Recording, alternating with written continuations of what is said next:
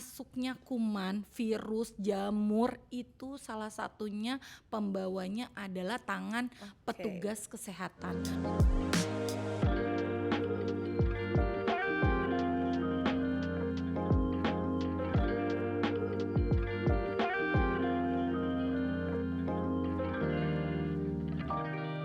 Halo semuanya, selamat datang lagi di One Day Podcast bareng aku Dr. Andira Utami. Nah, hari ini kita sudah kedatangan tamu spesial yang pastinya akan ngebahas tentang dunia kesehatan. Mungkin gak usah berlama-lama lagi, kita panggilkan narasumber kita hari ini yang bernama Nurse Umi Zahro, Sarjana Keperawatan, selaku Sekretaris PPI RSUD Bekasi. PPI itu Pencegahan dan Pengendalian Infeksi di RSUD Bekasi. Selamat datang. Aku panggilnya apa nih? Mbak Miza aja kan. Mbak Miza. Oke, sehat Mbak Miza? Alhamdulillah sehat. Tepuk tangan dulu untuk kehadirannya dan waktunya sudah sampai di sini. Terima kasih dokter. Oke. Jadi kan hari ini kita ngebahas tentang hand hygiene saves lives atau kebersihan tangan yang menyelamatkan nyawa. Ini jujur ya teman-teman. Dulu pada saat kuliah kedokteran, kalau lagi ujian nomor 1 kita sebelum masuk itu kan adalah maksudnya ujian kita pas lagi di setiap fase tuh ujian si cuci tangan ini tuh selalu ada. Iya, betul banget. Sepenting itu si hand hygiene ini. Nah, boleh nggak Mbak Miza, kenapa sih sebenarnya si kebersihan tangan ini menjadi sepenting itu? Boleh dijelasin nggak supaya aku tahu nih kenapa nih di setiap fase ini harus banget lulus gitu. Oke. Jadi sebenarnya dok, kebersihan tangan adalah suatu intervensi atau selalu menjadi pilar utama dari pencegahan dan pengendalian infeksi. Karena pintu masuknya kuman, virus, jamur itu salah satunya pembawanya adalah tangan petugas kesehatan. Karena tangan yang sudah terkontaminasi itu akan mudah untuk masuk ke Ribosella, Staphylococcus aureus, ya Pseudomonas maupun virus dan jamur mudah masuk ke petugas ataupun melalui cairan tubuh pasien. Gitu ya. Jadi 50% salah satu penghantar atau healthcare associated infection (HAIS) atau infeksi nosokomial itu penularannya melalui tangan petugas. 50% dok. Dan itu setiap misalnya sebenarnya flora transient, kuman yang ada di tangan itu namanya flora transient, dia normal, flora normal di tangan kita. Dan dia selalu berkembang, selalu ada di tangan kita. Tetapi tidak bisa dibunuh, tetapi hanya bisa dikurangi dengan cara cuci tangan, yaitu dengan air mengalir ataupun menggunakan alkohol base 70% yang sudah dijelaskan dalam PMK 27 tahun 2017. Di bukunya dijelaskan bahwa pencegahan dan pengendalian infeksi dengan cara cuci tangan harus minimal menggunakan yaitu alkohol base 70%. Gitu. Oke, sahabat sehat udah tahu ya. Ini bagi yang ada di kalangan kedokteran sekarang sudah mengerti ya. Kalau di setiap ujian cuci tangan itu harus dilakukan dan harus lulus karena apa tadi? Berapa persen Mbak Miza? 50% terjadinya mikroorganisme itu pindah, salah satunya dari tangan petugas. Gitu, karena tangan-tangan kita ini kan kita nggak bisa ngelihat dengan mata telanjang ya. Oleh karena itu kita harus bersihkan dengan tadi 70% alkohol atau air mengalir dan pastinya dengan cara cuci tangan yang benar. Nanti akan kita spill ya. Cara dan metode mencuci tangan yang benar nanti tolong dikasih tahu supaya sahabat sehat bisa tahu dan bisa mengerti cara mencuci tangan yang paling efektif itu seperti apa supaya kuman-kumannya hilang dan terhindar dari penyakit nih kita semua. Betul. Oke, kita berlanjut ya. Nah, sebenarnya Mbak Miza pernah nggak sih ngelihat adanya kasus infeksi yang sebenarnya tuh bisa dihindari hanya dari mencuci tangan yang benar? Banyak banget ya. Terutama yang dari masyarakat saya jelaskan dulu. Kalau misalnya dari masyarakat tuh hal yang sangat flu, batuk, lalu adalah diare. Itu KLB diare udah sering lah ya terjadi. Ada suatu kampung terjadi KLB diare. Sebenarnya itu pengantarnya salah satunya adalah tangan. Kenapa? Salah satunya saya misalnya batuk orang batuk taunya kayak gitu. Lalu saya salaman ke Nggak dokter. mau. Nah, perpindahan kuman itulah yang droplet nih dari ketika saya batuk itu, lalu saya salaman oleh dokter, ada gorengan nih sampai di ruangan kita makan. Itu hal utamanya ya. Kalau di rumah itu mungkin biasa ya, emaknya bapaknya batuk nggak pakai etika batuk, ayo deh makan, suapin gitu. Nah, itu hal-hal yang seperti itu ya.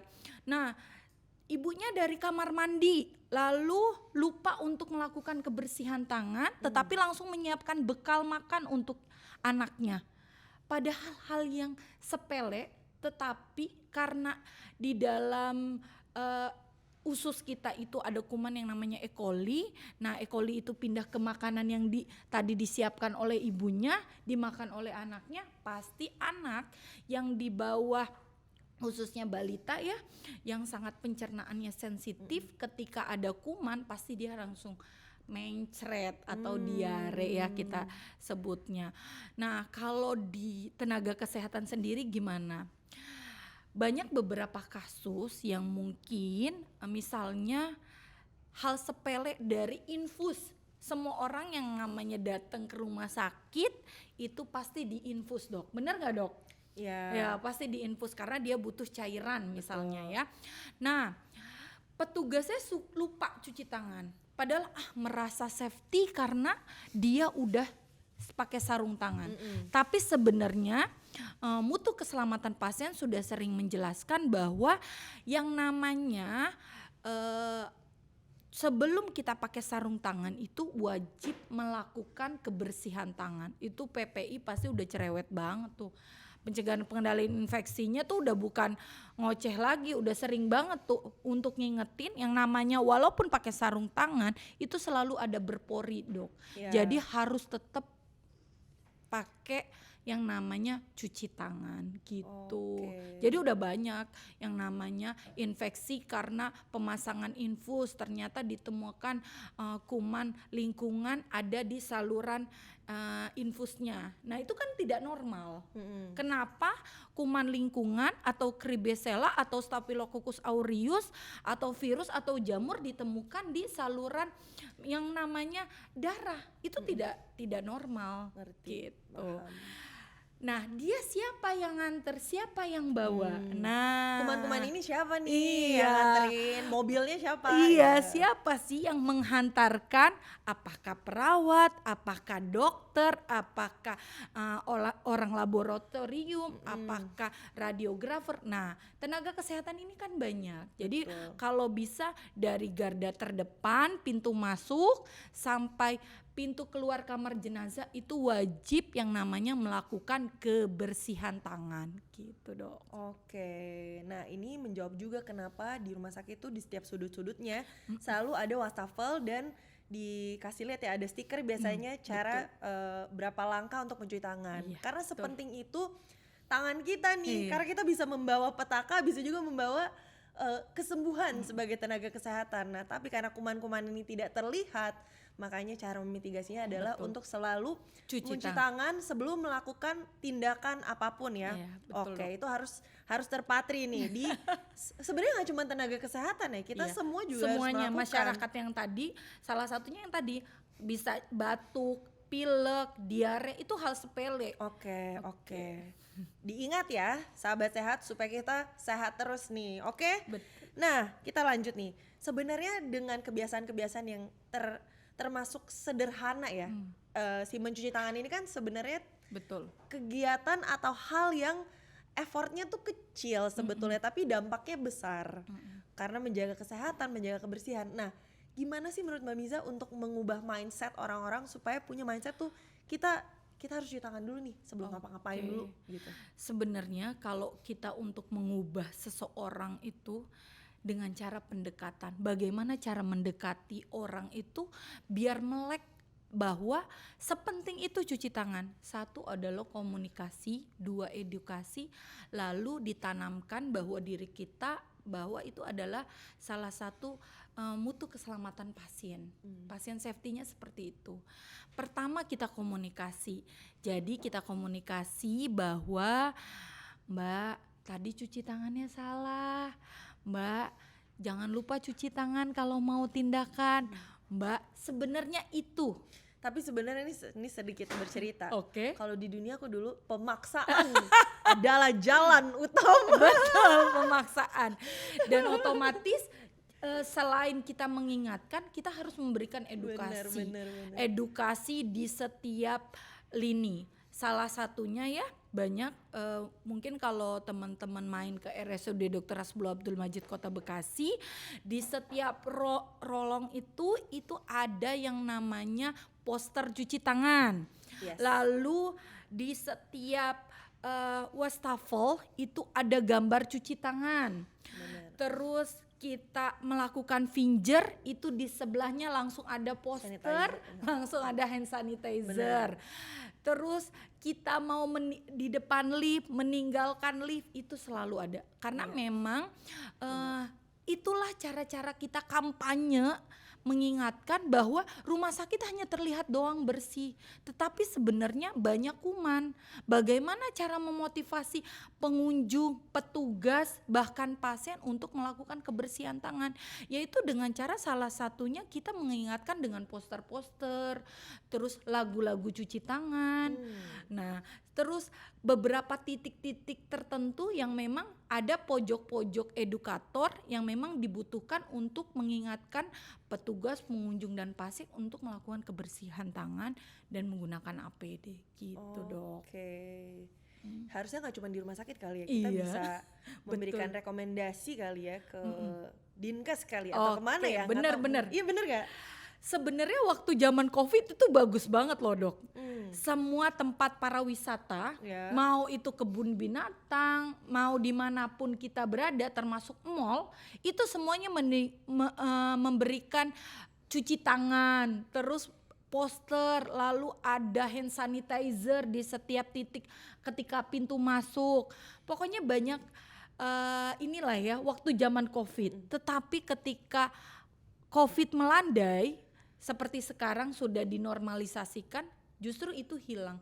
Padahal itu di luar negeri sudah menjadi tabiat atau terbiasa. Itulah ya.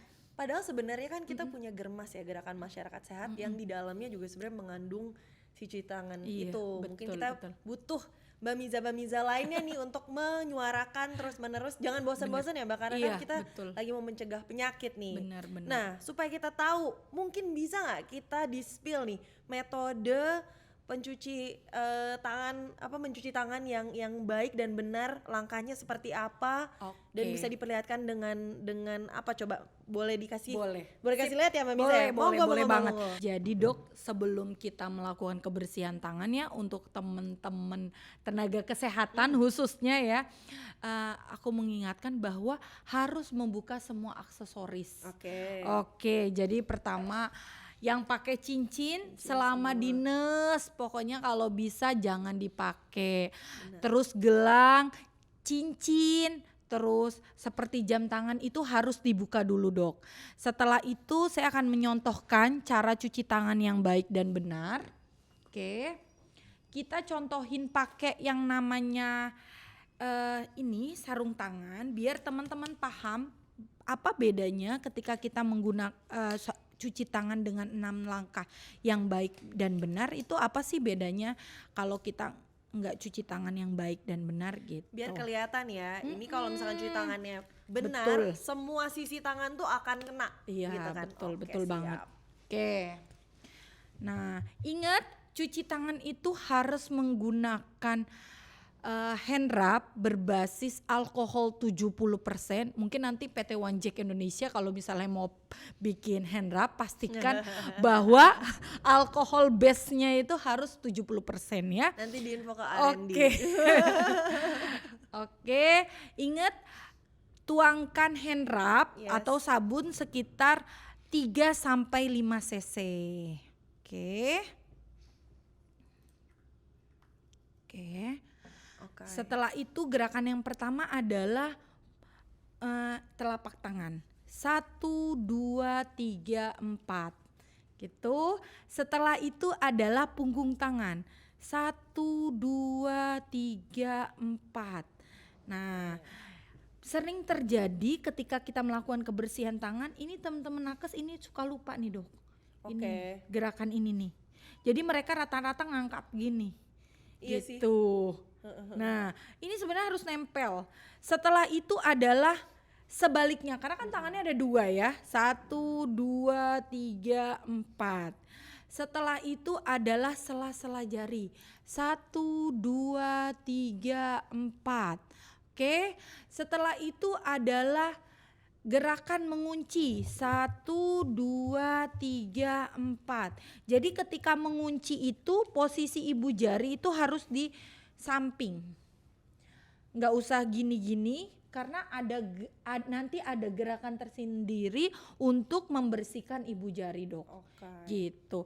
1, 2, 3, 4. Lalu setelah itu adalah puter ibu jari 1, 2, 3, 4. Nah, sebaliknya 1, 2, 3, 4. Nah, yang terakhir adalah ujung-ujung jari ya. 1, 2, 3, 4. Sebaliknya 1, 2, 3, 4. Bersih. Nah, mantap. Boleh dong. Nah, boleh kamera dilihat. Ini kalau cuci tangan yang baik dan benar ini, Dok, ini semua area kena. Mbak Miza, aku mau nanya dong, yang ini tuh tambahan atau gimana sih? No, itu tidak ada. Usah ya? Tidak usah gitu. Jadi memang kalau cuci tangan yang baik dan benar memang itu pasti kena semua gitu. Ini untuk dikasih lihat nih. Boleh kasih lihat Mbak Miza? Boleh. Ini kalau baik dan benar semua area tangan sampai di sela-sela jari ini kena semua gitu. Bisa dicontoh ya sama sahabat sehat yang ada dimanapun supaya cuci tangannya jadi mantap. Thank you Mbak Miza. Karena memang cara cuci tangan salah satu memutus mata rantai kontak. Udah itu aja. Harus rajin-rajin cuci tangan, emang wajib. Khususnya kami yang ada di tenaga kesehatan. Gitu, Dok. Tadi kan kita udah ngeliat tuh metodenya. Sebenarnya tuh kalau misalkan Mbak Miza ngeliat di lapangan masih banyak yang salah gak sih? Banyak banget, Dok, banyak banget. Kecepetan atau kelamaan? Kalau kelamaan malah gak apa-apa ya? Kelamaan enggak, karena memang ada durasinya. Dengan hand wrap itu yang tadi saya jelaskan bahwa kalau hand wrap itu adalah 20 sampai 30 detik. Kalau hand wash itu 40 sampai 60 detik. Gitu. Nah, maksudnya hand wrap sama hand wash tuh berarti yang satu sanitizer, yang satu pakai sabun atau gimana? Iya, sabun dan air mengalir. Makanya wajib banget itu. Berarti sebenarnya kita nggak apa-apa nggak sih kalau cuci tangan cuman pakai sanitizer doang, atau lebih baik sabun kah atau sanitizer pun cukup? Jadi sebenarnya kalau hand sanitizer itu, jadi kalau tangan tampak bersih nih, boleh kita pakai hand sanitizer. Kayak kita sekarang gini pakai sanitizer, boleh, aman. Tetapi kalau memang kita mau melakukan tindakan, misalnya mau nginfus langsung atau pasang ETT lah untuk tenaga kesehatan, itu sebaiknya memang harus melakukan kebersihan tangan dengan sabun dan air mengalir. Gitu.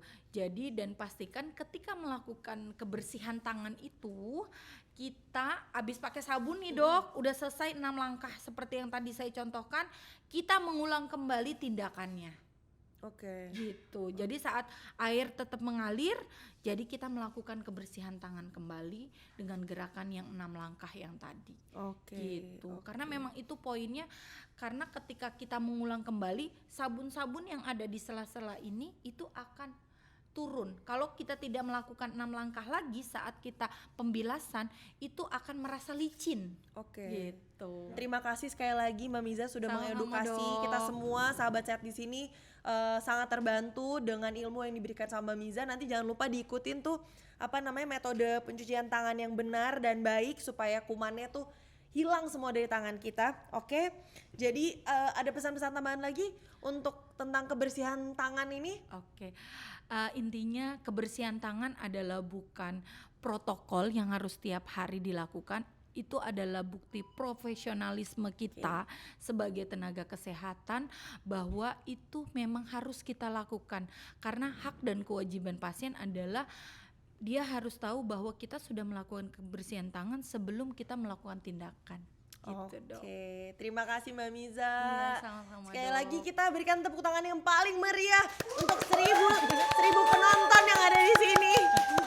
Sahabat sehat, jangan lupa juga untuk subscribe YouTube channel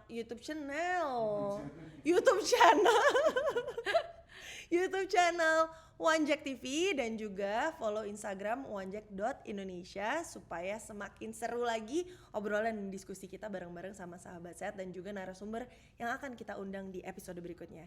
Jadi aku pamit dulu. Mbak Miza, sampai ketemu lagi di lain waktu. Oke. Semuanya see you. Bye bye.